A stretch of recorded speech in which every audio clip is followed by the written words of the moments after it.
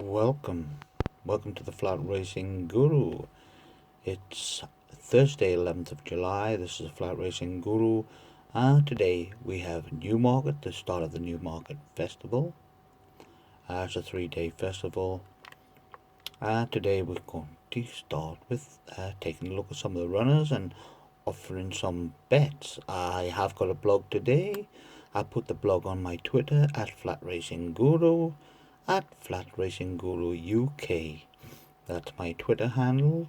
I put this podcast out onto the blog for you to listen to. Right, the race meeting is sponsored by Mowat and Shandon, and also we have Ladies Day on Friday. But Thursday, we're going to get underway with the first race, which is at 1:50, and it's a Bahrain Trophy. It's a Group 3 Class 1. Now, my tip, firstly, I'll give you my tip, is Waldenstern. That's right at the bottom. Frankie Dettori for John Gosden.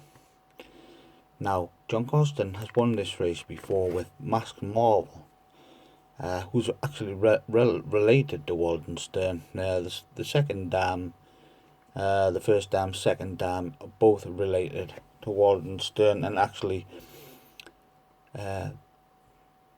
when John Gosden did win this race in 2011, Masked Marvel, Waldenstern has pretty much the same type of profile where he avoided Royal Ascot and he took a different route.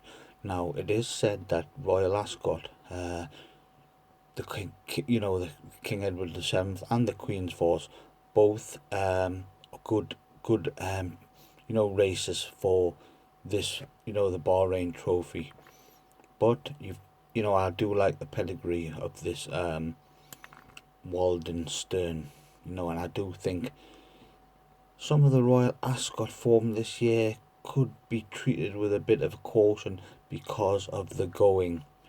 I mean, those results, most of those results would not have happened had the going been good to firm. I'm quite convinced that we would have got all sorts of different results had the going been good to firm at Royal Ascot this year.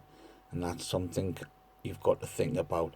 Now, today I've looked at the pedigrees, I've looked at the trends, the race trends, I've looked at the trainers, the pedigree of the trainers, how they use these races, to gauge something about their horses. I've also been looking into my files from the sales to see the comments on some of these horses when they got them into the yard, from the pre-training camps. So, I've been done a lot of when it does come to the big meetings and the ground is good to firm, what I can say, I normally hit a few decent prices. So not and basically my blogs are targeted at an audience of not a professional punters, not pro punters who are all clued up, and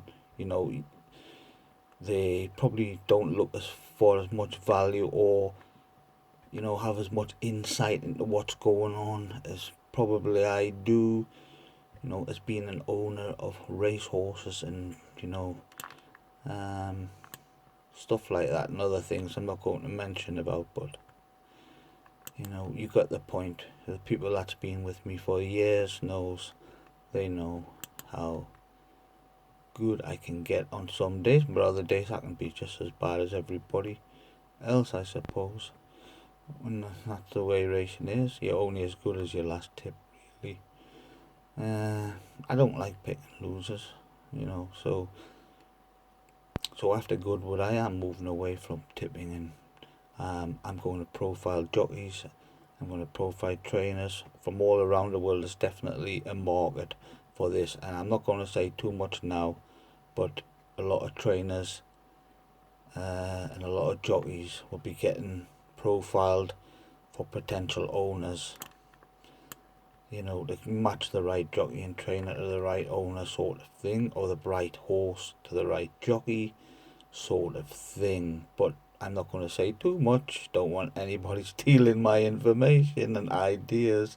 I mean, there's nothing I can see on the market what I'm going to do anyway, and it will be funded by adverts, so there's no need to worry, and nobody has to pay anything. And this will be a library, a plethora of information for anyone to come and have a look, and it'll be there for years and years to come. I'm also still going to do the 100 to follow, plus I've got a stack of 2-year-olds I haven't released yet. I'm still going through them all, so when I do that, I'll release a stack of 2-year-olds. Probably a lot of them will be for next year anyway. So we'll get on with this race. I've been sidetracked once again. Right, I have tipped this Waldenstern. John Gosden has won this race before. Mass Marble, who's rated the Waldenstern, is one of a few who have won this avoiding the Royal Ascot route. In fact, Mass Marble has a very similar profile, ridden by Jimmy Fortune that day in 2011. Those that ran at Royal Ascot were in a different race to the winner, King Edward VII. I'd say the ratings are way over the top for that race, and they are better judged than the previous numbers. So the horses that ran in the King Edward VII, they've got decent postmarks today, but I think they're way overrated. The race was a bit of a sham. Japan won that easy. There was 2 races.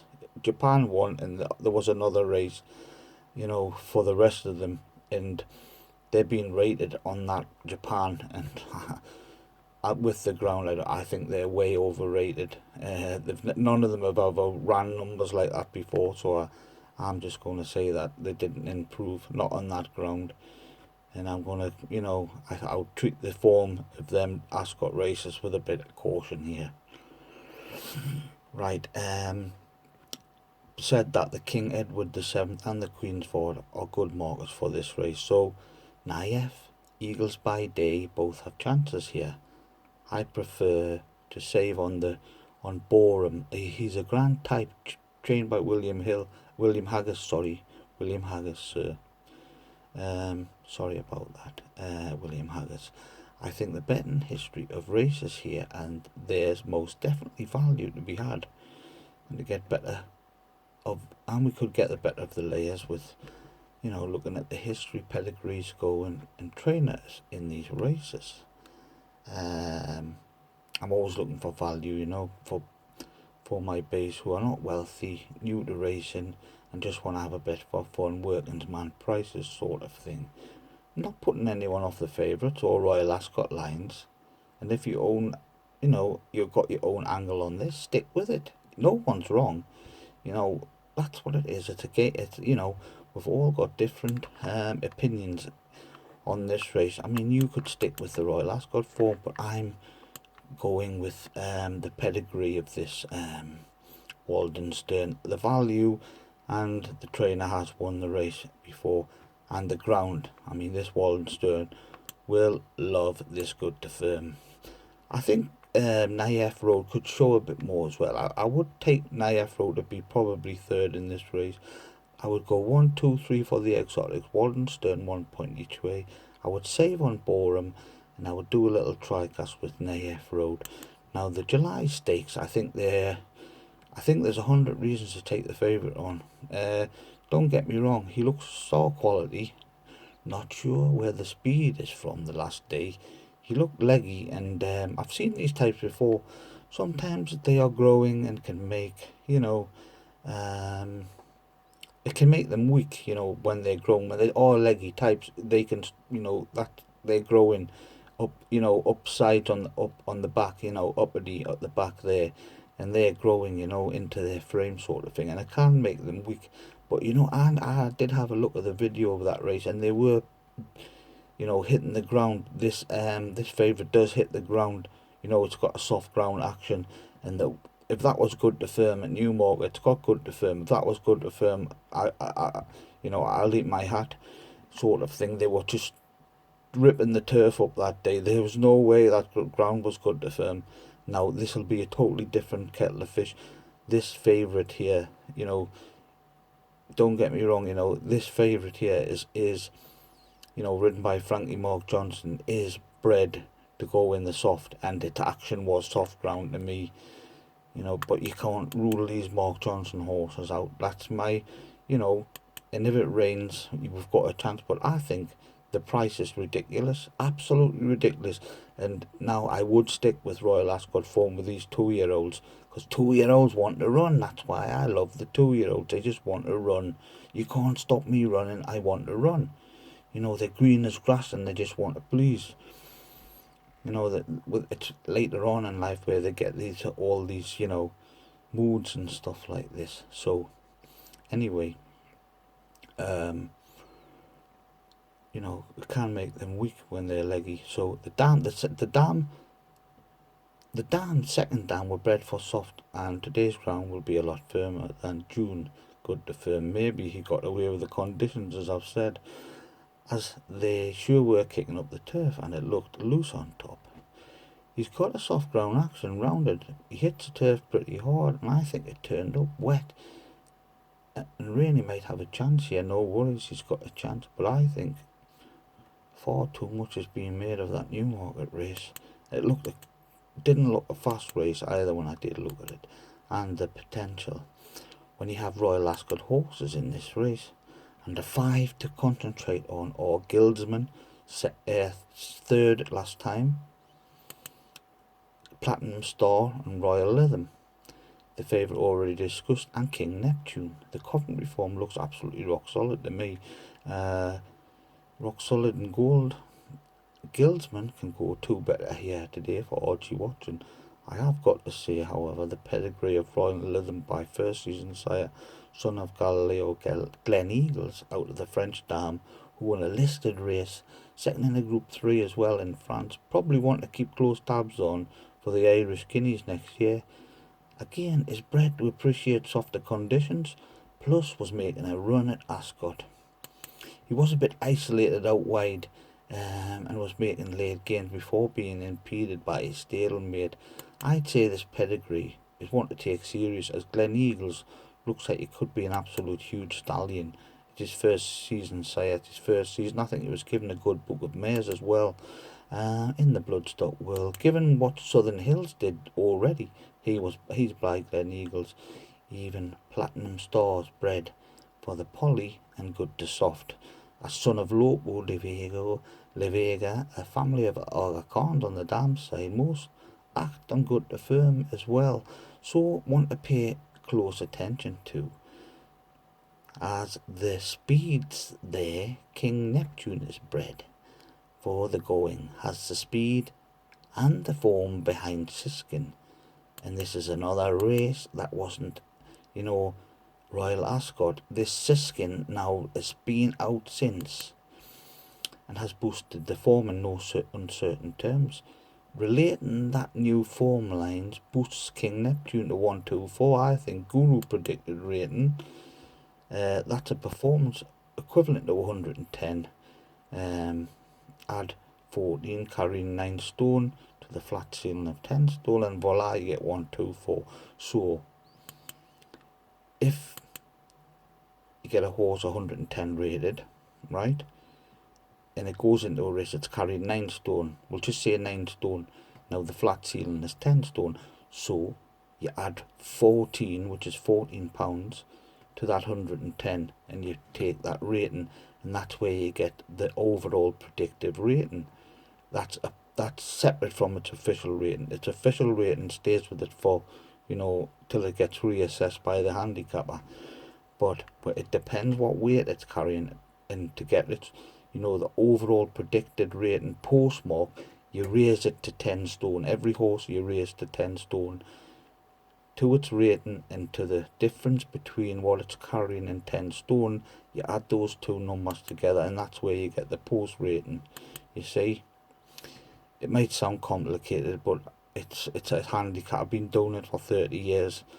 I'm an expert in handicap ratings, handicap distances, anything like that. But you know, with 2 years and 2-year-olds and 3-year-olds, it's not something I pay attention to, you know, because they're all improving sort of thing. But there's still a guide. It's a sort of a guide, but you know, with them improving all the time, and the best is to look at the pedigrees. Look for the speed and the pedigree, or the stamina, or what have you, in the class of the horse and the dam sort of thing. you'll get it anyway. If you follow me, you'll probably be doing it now. People that's been following me now and didn't know anything about horse racing, they probably know it all by now by following these blogs. And then you've got the other great racing post, great handicappers in that racing post, great people work there, and then you've got racing media, some great guys, Teletrack, got some great guys on there, racing TV, got some great guys on there. I mean, very, very clued up people in racing, but obviously with me having my background as a social scientist, I like to look deep into everything, because that's what a social scientist do. We'll look deep into it, we'll look underneath everything, to see how it's working, sort of thing. And social science covers a vast amount of things. I mean, it can go from street furniture to marking it out, or to road, the way roads are laid out, to history of apartheid, sort of thing, and looking into apartheid and how it came about.